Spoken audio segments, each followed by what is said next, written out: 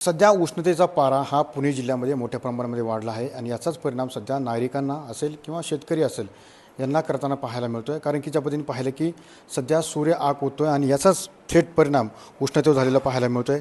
संपूर्ण उत्तर पुणे जिल्हा असेल किंवा पुणे जिल्हा असेल, या पुणे जिल्ह्यामध्ये मोठ्या प्रमाणामध्ये उष्णता आहे आणि याचा परिणाम सध्या थेट नागरिकांना होताना पाहायला मिळतो आहे. एकंदरीत यासाठी ग्रामीण रुग्णालय असेल ते खरं तर सज्ज झालेलं पाहायला मिळतं, कारण की अशा प्रकारचे कक्ष आहे ते कक्ष खरं तर केलेले पाहायला मिळतात.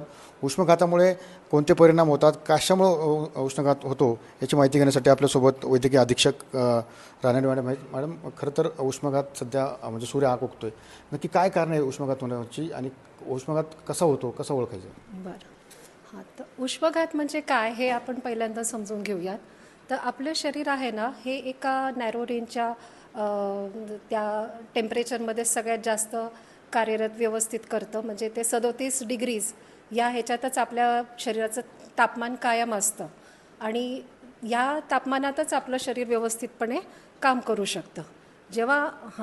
जेव्हा तापमान खूप जास्त होतं, आपल्या वातावरणातलं तापमान जेव्हा खूप जास्त वाढतं, तेव्हा आपल्या शरीरात ना एक तापमान नियंत्रण करणारी यंत्रणा असते.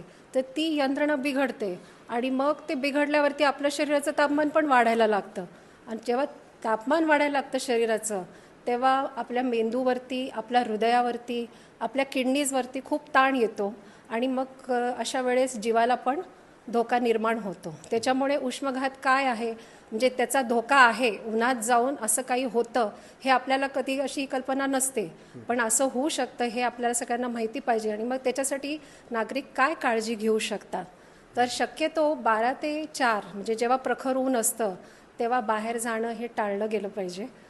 पण जर तुम्हाला जावंच लागत असेल तर आपलं डोकं असतं ना, ते आपण झाकलेलं पाहिजे. म्हणजे तुम्ही छत्री वापरा किंवा टोपी वापरा किंवा पंचा, ओढणी, असं काही पण.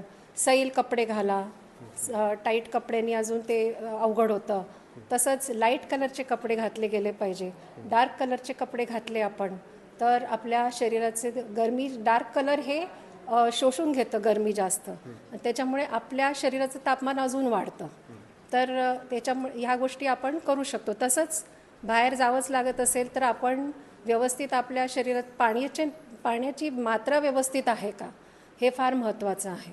का तर यंत्रणा कधी बिघडते, पाण्याची मात्रा कमी झाली किंवा तुम्ही बाहेर उन्हामध्ये शारीरिक आपलं काम होत असेल की मग त्या यंत्रणेवरती ताण येतो आणि मग ते तापमान नीट आपलं रेग्युलेट होत नाही.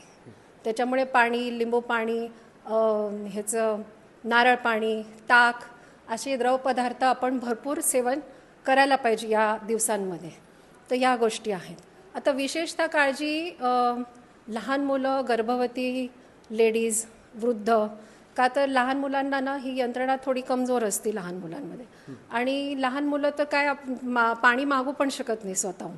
म्हणून पालकांनीच थोडं लक्ष द्यायला पाहिजे की सारखं त्यांना पाणी पाजायला पाहिजे. जे हे असतात, स्तनपान करणारे बाळं असतात, त्यांना आपण पहिले 6 महिने तर फक्त स्तनपानच करत असतो, पाणी पाजत नसतो. तर त्यांना सारखं स्तनपान केलं गेलं पाहिजे. गर्भवती महिलांनी पण खूप काळजी घेण्याचं गरजेचं असतं. का तर तापमान वाढलं ना शरीराचं की तिच्या तर आरोग्याला असतोच धोका, बाळाच्या पण आरोग्याला धोका होतो. तिचं ब्लड प्रेशर वाढू शकतं आणि सगळं गुंतागुंती होऊ शकते त्याच्यातून. म्हणून गर्भवती महिलांनी विशेष काळजी घेणं हे महत्त्वाचं आहे. खरं तर आपण सध्या आता सांडोली ग्रामीण रुग्णालयामध्ये आहोत. कशा प्रकारे सुविधा सध्या केली आहे? कारण उष्माघाताचा जर एखादा रुग्ण आढळून झाला तर कशी सुविधा असणार आहे? हां, तर आपल्याकडे मी आधी लक्षणं सांगते उष्माघाताची. तर आता लक्षणं काय असू शकतात की सुरुवातीला म्हणजे आपल्याला खूप घाम येऊ शकतो आणि नंतर काय होतं की घामच बंद होऊन जातो येणे.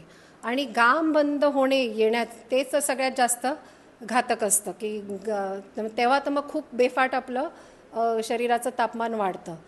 मग त्याला असं खूप अनइझी, म्हणजे असं कसं तरी होणं आणि खूप थकवा खूप येतो, मळमळ होऊ शकते, उलटी जुलाब होऊ शकतात आणि ताप वाढायला लागतो, ताप यायला लागतो आणि अगदी बेशुद्धसुद्धा पेशंट होऊ शकतो, म्हणजे चक्कर येऊनही पडू शकतो असं आहे. तर सुरुवातीला असं काही आपल्याला वाटलं ना की आपल्याला लक्षात येतं ते की खूप आपलं तापमान वाढते आणि खूप घाम येतोय किंवा मळमळ होती हे ते त्यावेळेस लगेच आपण सावलीत गेलं पाहिजे आणि थंड पाण्याचा स्प्रे, थंड पाणी मारून घ्यायला पाहिजे शरीरावर, स्प्रे मारायला पाहिजे. नाही तर तुम्ही ओलं फडकं करा आणि आपल्या बॉडीचं टेम्परेचर ओल्या फडक्यानी, ओल्या कापड्यांनी कसं कमी करता येईल ते बघा. तसंच पाणी लगेच घ्यायला पाहिजे. ORS बरोबर सारखं ठेवायला पाहिजे. जे लोक उन्हात काम करायला जावं लागते त्यांनी तसं काहीतरी स्वतःकडे ठेवायला पाहिजे आणि मग लगेच तुम्ही नजीकच्या रुग्णालयात जाऊ शकतात.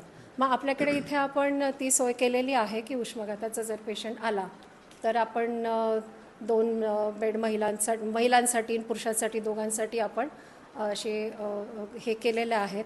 कूलर आणून ठेवलेला आहे आणि आपण इथे सगळं त्याच्यासाठी जे जे लागणारे आहे तो उपयोग योजना तर ते सगळं आपण केलेलं आहे. नक्की ज्यामध्ये पाहिलं की खरं तर तापमानाचा पारा मोठ्या प्रमाणामध्ये आहे, त्यामुळे नागरिकांनी कुठेतरी काळजी घ्यावा आणि उष्णतेपासून कुठेतरी संरक्षण करावं असंच कुठेतरी या ठिकाणी सांगितलं जाते. मात्र ज्यामध्ये पाहिलं की चांडवली ग्रामीण रुग्णालयामध्ये आपण आलो आहोत, या ठिकाणी उष्माघाताचे रुग्ण जर आढळून आले तर त्यांच्यासाठी ज्या उपाययोजना आहेत त्यासुद्धा या ठिकाणी केलेल्या पाहायला मिळते. मात्र नागरिकांनी सध्या उन्हापासून संरक्षण घ्यावं आणि उष्णता जर असेल वेळ तर बाहेर पडू नये असंच आव्हान या ठिकाणी केलेलं आपल्याला पाहायला मिळतं आहे. किंवा अभिषेक समीर सुलेले, TV9 मराठी, खेड, पुणे.